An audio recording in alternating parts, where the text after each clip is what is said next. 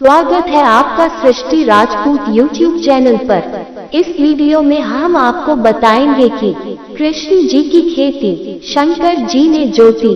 किस प्रकार भगवान शंकर ने कृष्ण जी के खेत में फसल बोई। एक दिन जब भगवान शंकर और माता पार्वती कैलाश पर्वत पर बैठे हुए थे, तब माता पार्वती के मन में एक विचार आया और शंकर जी से कहने लगी कि आप ही कोई काम कर लिया करो, कि सबके पति काम करते हैं। तब शंकर जी बोले, अब हम क्या करें, इसीलिए कैलाश पर्वत पर ही बैठे रहते हैं। पार्वती ने कहा, खेती किया करो।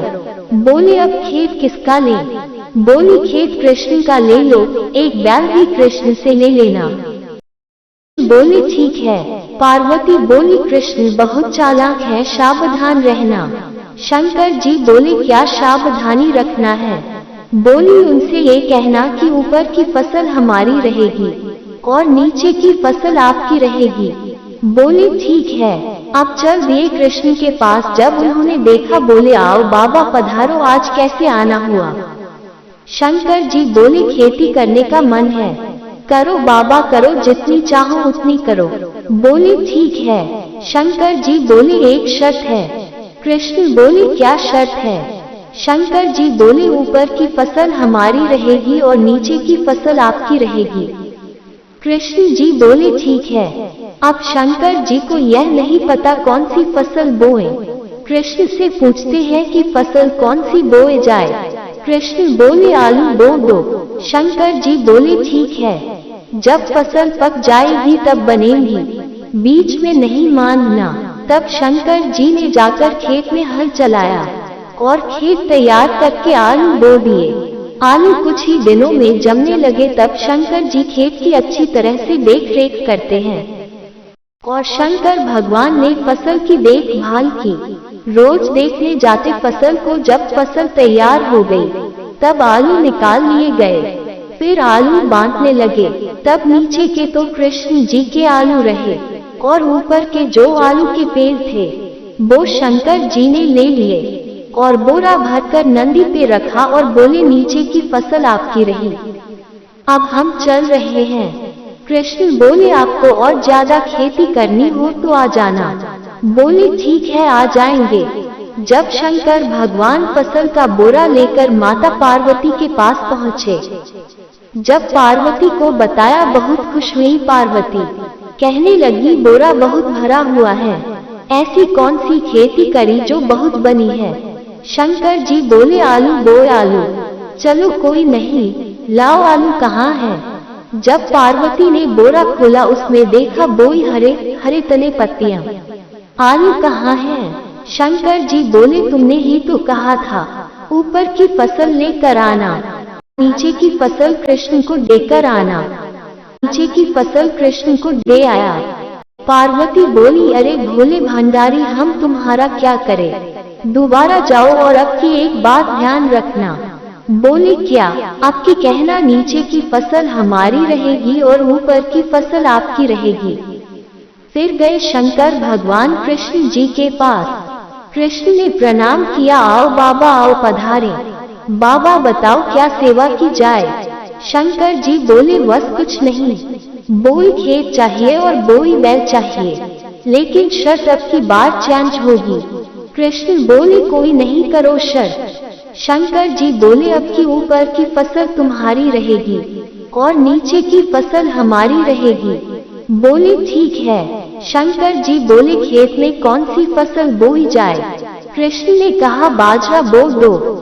शंकर जी बोले, ठीक है। शंकर जी बोले, बीच में नहीं मानना, बाद में मिलेगी।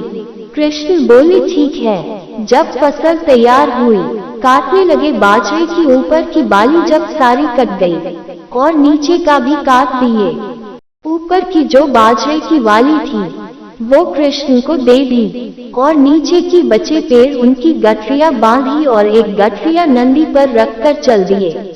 शंकर जी मन ही मन में खुश हो रहे हैं कि अब की बार बहुत लंबी है, इसे देखकर पार्वती खुश हो जाएंगी।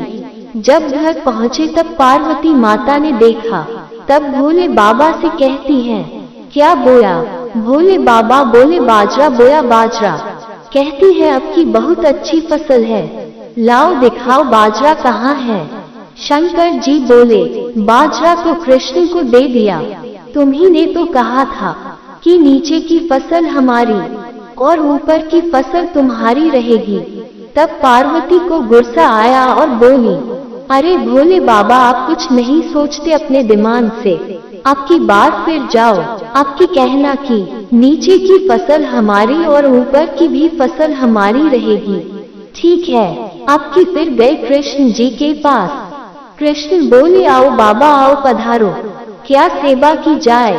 बोले कुछ नहीं, खेत और बोई बैल चाहिए, ले जाओ बैल और करो खेती, और ज्यादा से ज्यादा खेती करो।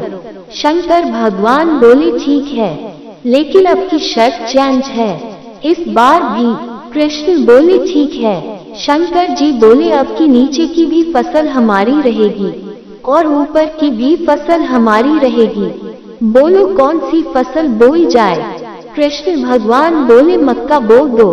बोले ठीक है। जाकर शंकर जी ने खेत में हल चलाया, खेत तैयार करके मक्का बो देते हैं। फिर फसल की देख रेख की। जब मक्का तैयार हो गई, तब कृष्ण जी को बुलवाया गया खेत पर। तब ऊपर और नीचे की काटकर अलग रखते जा रहे हैं, और बीच के पेड़े जो बचे, जिनमें भुंटा लगे थे, वो कृष्ण जी को दे दिए।